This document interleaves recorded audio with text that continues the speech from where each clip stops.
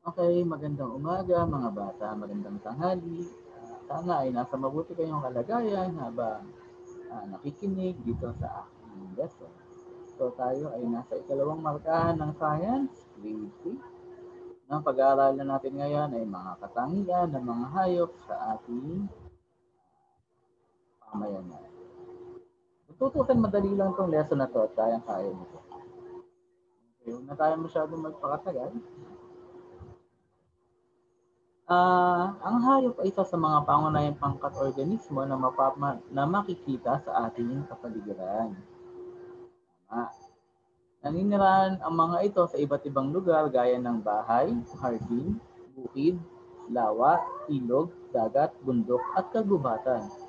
Ang mga panlabas na bahagi ng hayop ay may kinalaman sa mga gamit nito at kung saan sila naninirahan at nabubuhay. Magkakaiba yung body parts ng mga hayop, no? Ah, More or less, malaki yung kaugnayan nito sa kung paano sila kumukuha ng kanilang pagkain o saan sila nakakakuha ng pagkain, saan sila nakatira. Okay?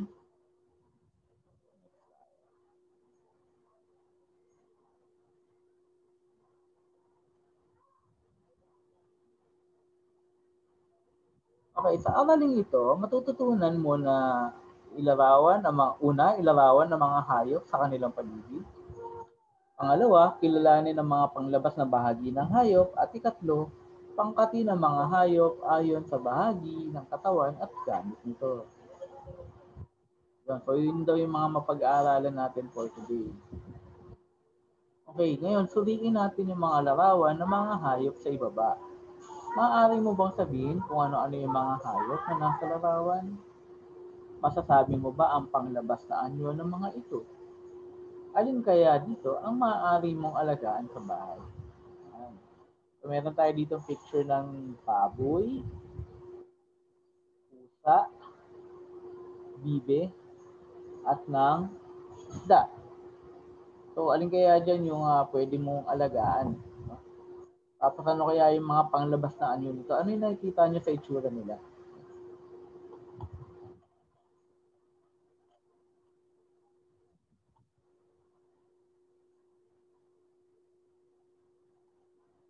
Okay, mga hayop sa pamayanan. Ang mga alagang hayop sa tahanan ay mga pangkaraniwang hayop na makikita mo sa araw-araw. Ang mga ito ay maaaring maging ang mga pusa, aso, kuneho, parot, kalapati, pagong, at isda ay mga hayop na maaaring alagaan sa loob ng tahanan. Ang mga hayop sa bukid tulad ng baka, kalabaw, baboy, manok at kambing, ito ay maaari namang gawing alaga katulong ang iyong mga pamilya upang mapagkakitaan. So yung mga house pet natin, no, sa bahay, yung mga alaga natin, aso, pusa, kuneho, parot, kalapati, pagong, at isda. Iba nag-aalaga pa ng mga ahas, tsaka ng mga gagamba, ganun. Pero delikado yan. Ang mga hayop sa bukid tulad ng baka, baboy, kalabaw, at manok at kambing ay maaari namang gawing alaga at makakatulong ito upang magkaroon tayo ng pagkakakitaan. Meron ding iba't ibang uri ng insekto. Matatagpuan ng mga ito sa tahanan tulad ng ipis, langaw, langgam, at anay. Mapaminsala ang mga ito at maaari kang magkasakit o maaari nitong sirain ang mga kagamitan natin sa bahay. Yun, tama yun. So, iwas-iwas tayo sa mga insekto na to para hindi tayo magkasakit. May mga hayop din na matatagpuan sa hardin tulad ng uod, uwang, tutubi, paru-paro, sipaklong at gagamba. Yung uwang mga bata malaking salagubang yun.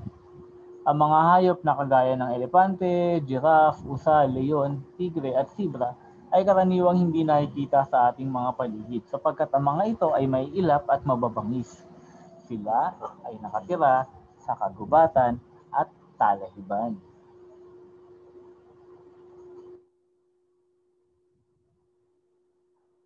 Nagkakaiba-iba ang mga hayop sa bahagi ng katawan na kanilang ginagamit sa paggalaw at pagkain.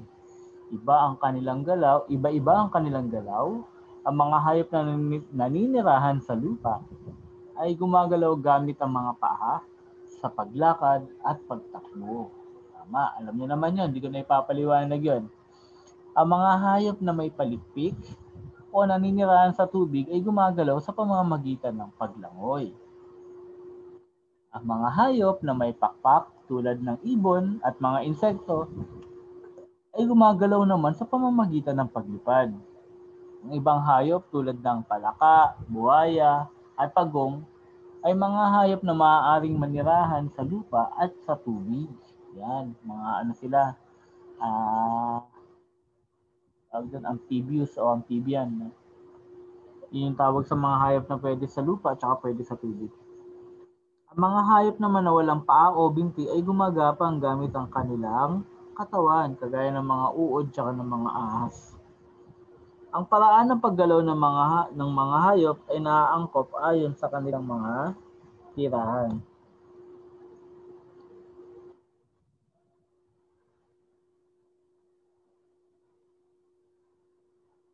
Ang hayop ay nagtataglay ng iba't ibang bahagi ng katawan na akma sa kanilang tirahan. Kung paano sila kumakain sa paggalaw at pakikipaglaban sa mga kaaway at pagpaparami ng kanilang lahi. Katulad ng tao, may tatlong pangunahing bahagi ng katawan ng mga hayop. Ito ay ang ulo, katawan, at mga binti. Magkaiba ang mga ito sa hugis at tekstura. Nagkakatalo tayo sa shape ng mga iba-iba, syempre yung shape ng ating mga kamay, pati yung mga hayop, ganun din.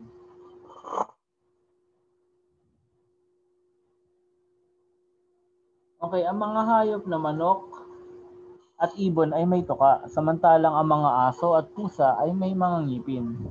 Magkakaiba din ang bilang ng struktura o hugis ng binti ng mga hayop. May mga hayop na may 4 na binti gaya ng aso, pusa, kalabaw, kambing at baka.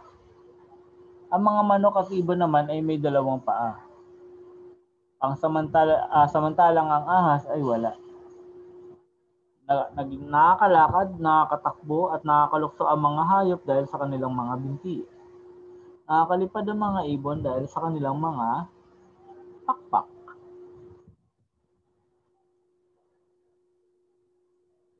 Samantalang ang isda ay may palikpik upang makalangoy habang ang itik naman ay may webbed feet upang sila ay makapagtampisaw sa tubig. Ang ilang hayop na may malaking katawan gaya ng kalabaw, kabayo at elepante. Samantalang ang ibang hayop naman ay maliliit lamang kagaya ng insekto at ilang mga isda.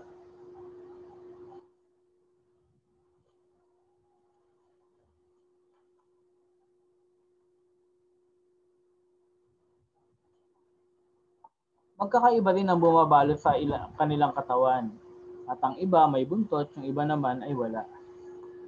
May magkakaibang bahagi ng katawan ng mga hayop, ngunit may bahagi din naman na magkakatulad gaya ng ulo, katawan, at binti. May natatanging bahagi ang katawan ng ang ilang hayop na ginagamit sa pagkuha ng pagkain, proteksyon at paggalaw. Suriin yung mga halimbawa ng hayop. Tapos tignan natin yung bahagi ng katawan nila na ginagamit. No? So ito yung halimbawa. Elepante, bahagi ng katawan, bulaylay o tas. Ito yung sungay ng elepante no, na ginagaya sa ilong nila. No? Ginagamit sa pagkuha ng pagkain. Yung isa naman ay may sungay o antler. Ito ay ginagamit pang proteksyon sa sarili. Samantalang ang ahas ay may pangil na may lason. Proteksyon sa sarili laban sa mga kaaway. Yun naman yung gamit na. So sa larangan naman ng mga insekto, meron tayong bubuyog at paru-paro. No? Meron silang antena o sungot na proboscis. Ginagamit naman nila yon no, pangdamdam at pagsipsip ng nectar.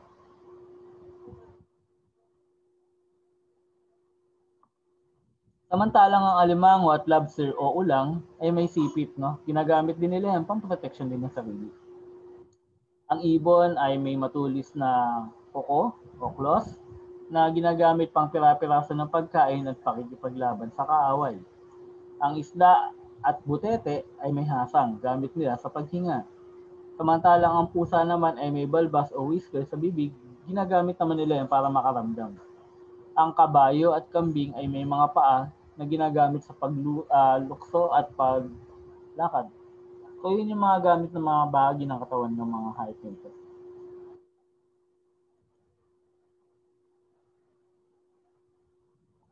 Ito yung gawain pagkatuto bilang 1 natin. Gagayahin nyo yung nakita nyo kanina, no? This time, kayo yung magbibigay ng 5 hayop na makikita sa paligid. Tapos ilalarawan ito, no? I-describe nyo ayon sa bumabalot sa katawan nito, no? Sa bahagi ng katawan. At lugar na pinagtitirahan nito, pati na rin yung iba pang mga impormasyon. Ay halimbawa, yung gamit sa pagkuha ng pagkain, tsaka gamit paggalaw. Gawin to sa notebook mga bata. Okay, gawain pagkatuto bilang 2. Magbigay ulit tayo ng mga halimbawa ng mga hinihingi sa bawat patlang. Number 2, isulat ang sagot sa inyong mga kwaderno. Halimbawa, letter A, maghanap hayop na may mga malalaking katawan. So magbigay daw ng 4 na hayop na may malaking katawan. Sa letter B naman, mga hayop na may mga matutulis na ngipin na ginagamit sa pagkain o magbigay ng 4.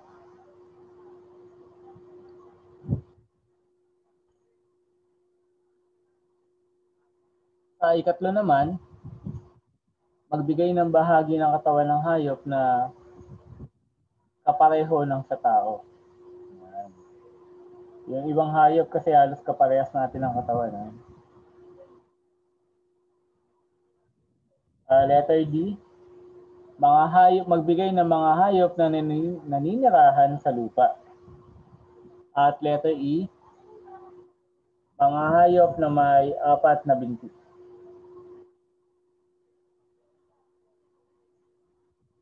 Patuloy.